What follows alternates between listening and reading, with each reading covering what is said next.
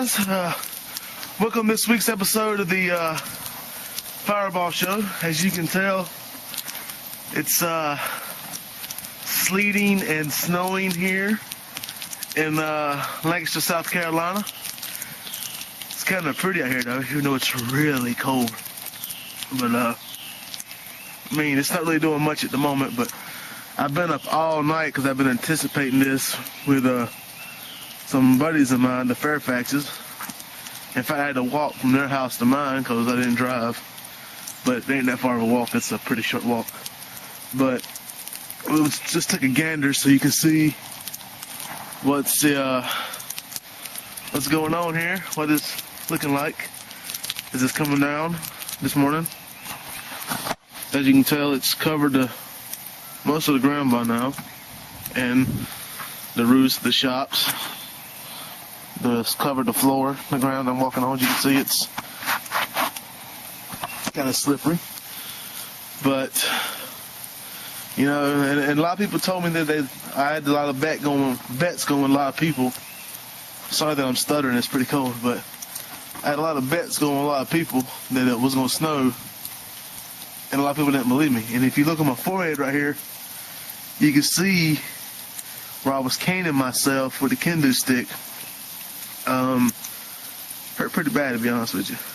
But we'll shoot this up in the woods one time so y'all can see up in the woods what how pretty, because I think it's just so pretty. And you call me gay if you want to, but if you just don't admit that the snow and the ice on the ground is pretty, even though it's dangerous, it's still pretty. And if you disagree with that, then you're probably a closet faggot and just don't know it. But we'll take a look at it so you can see it, and then you all know what it looks like. So,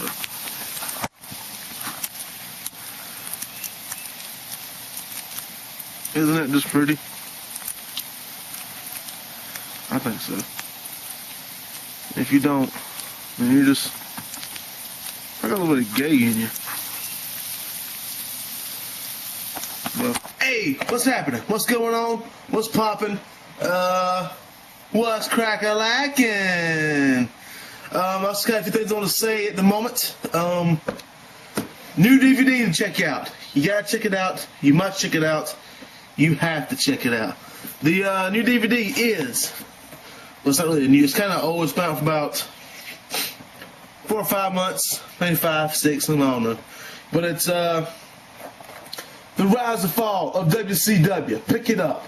Me and my homie, Mr. Matthew Alexander, the Vortex Hot Wax Ray, just watched it with his lovely, most beautiful fiance, the lovely Sarah. And also, remember, if you want to drink beer, I don't recommend it. But if you are going to drink beer the Fireball way. Just go ahead and chip on down and get you one of them Miller High Lifes. Because without a high life, you're not living the right life. You know what I mean, baby?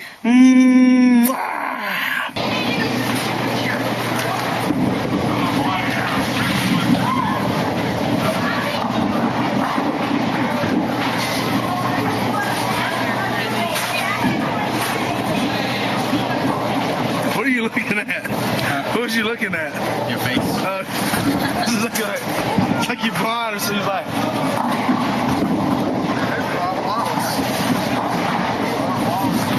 do you like your honey mustard on your chicken? Yeah. This is Justin Strike. Come up.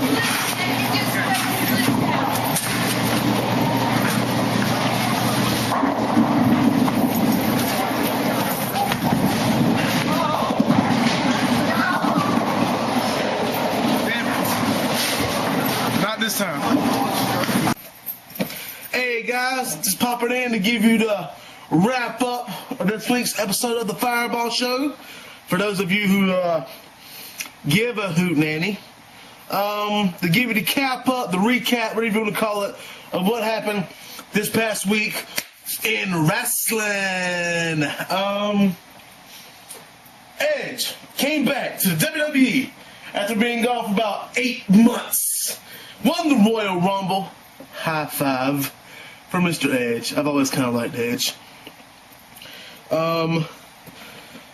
With some sad news, we got to mention that the fact a legend has died this week in professional wrestling.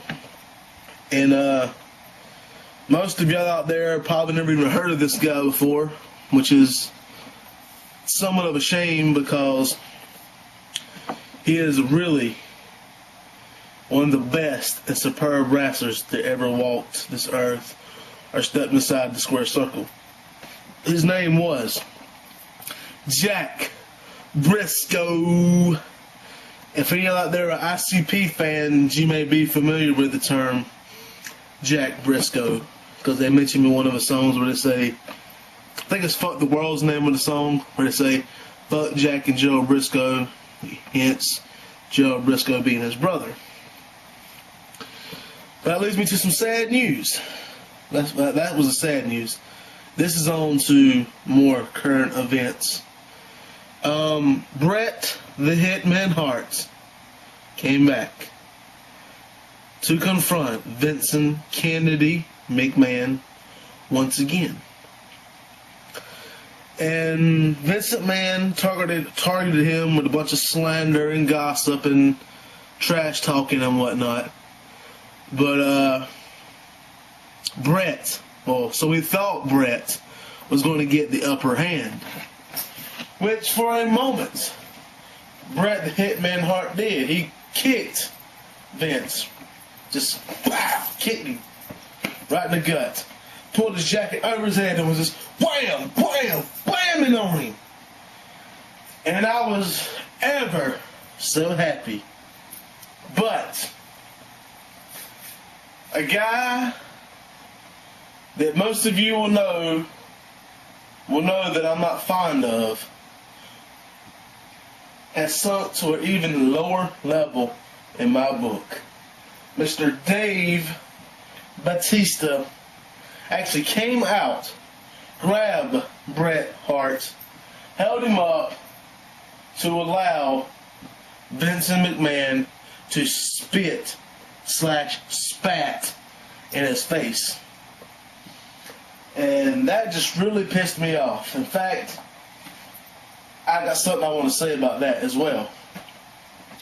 Batista, I know you out there.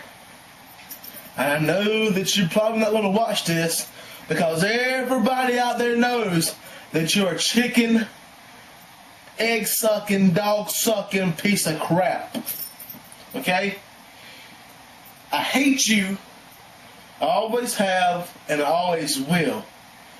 But after what you've done to Bret Hart, I issue the challenge right here, right now, for me, Bret the Hitman Hart versus you, Batista, and Vincent Kennedy McMahon in a tag team match.